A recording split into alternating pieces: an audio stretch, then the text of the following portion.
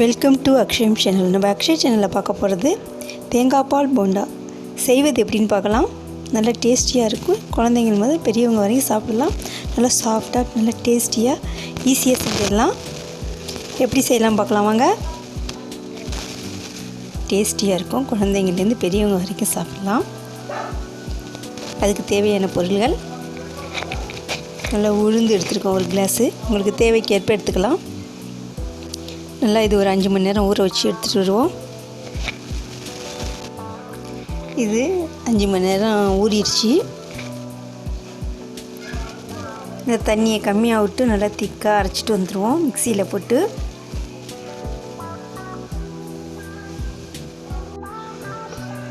நல்லா அரைச்சிட்டு வந்துடுவோம்.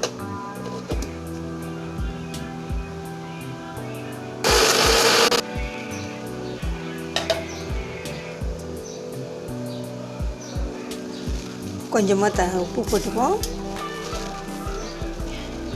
தண்ணி இல்லைன்னா இன்னும் கொஞ்சம் தண்ணி ஊற்றிப்போம். வடை மாவு அளவுக்கு இன்னும் கொஞ்சம் லைட்டாக தண்ணி ஊற்றிப்போம்.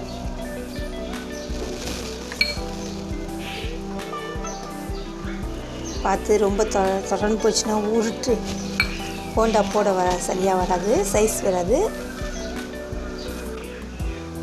கரெக்டான பதத்தில் இருக்குது. இதை வழித்து ஒரு 5 நிமிஷம் ஃப்ரிட்ஜில் வச்சுட்டு வருவோம். இப்போ தேங்காய் பால் புளியறதுக்கு ஒரு மூடி தேங்காய் நல்லா கீறி எடுத்துக்கிறோம். நல்லா ஜாரில் போட்டு நல்லா அடிச்சுட்டு வந்துடுவோம்.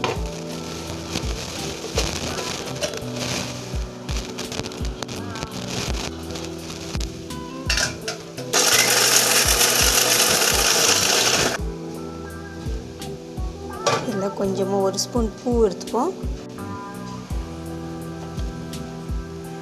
1 ஸ்பூன் பூ எடுத்துப்போம். நல்லா அரைச்சி பால் எடுத்துப்போம். ஃபில்ட்ரு எடுத்துப்போம். நல்லா வடிகட்டிப்போம் அரைச்ச தேங்காய் பாலை.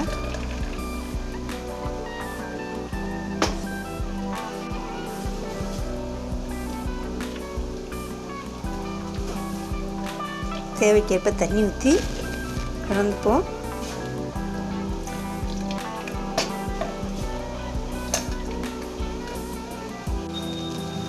எடுத்துட்டோம்.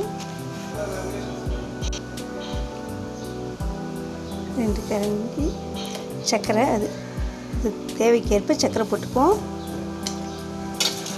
2 கல் உப்பு, இனிப்பு தூக்கலாக இருக்கிறதுக்கு. 1 சிட்டிகை ஏலக்காய் பவுடர். நல்லா மிக்ஸ் பண்ணிடுவோம். அதை அப்படியே கொஞ்சம் மூடி வச்சுட்டு மாவு அடிச்சுட்டு வந்துடுவோம்.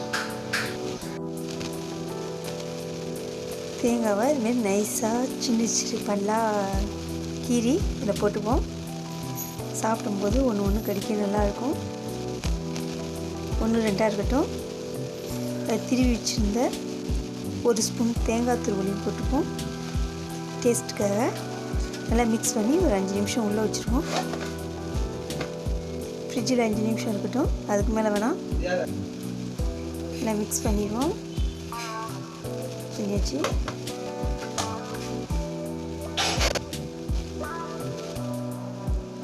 ஸ்டவ் பற்ற வச்சுட்டோம். ஃபேன் வச்சுட்டோம். ஆயில் ஊற்றிப்போம்.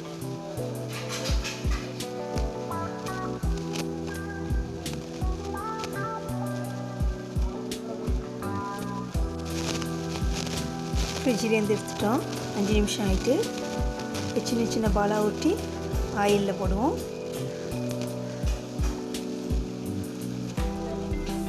எண்ணெய் காஞ்சிருச்சு.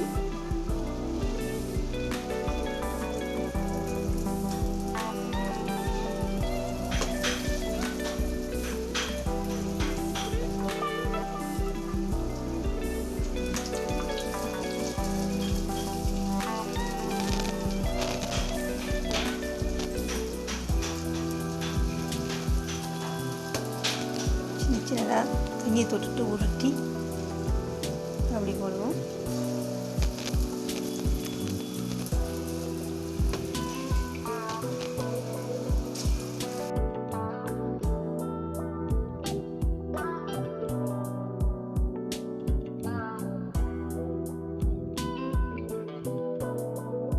இந்த நேரத்தில் இருக்கணும்.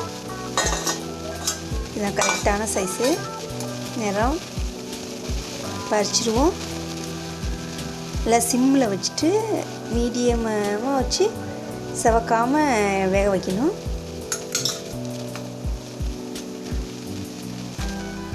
சிம்மில் போட்டதுனால நல்லா உள்ளெல்லாம் வெந்திருக்கும்.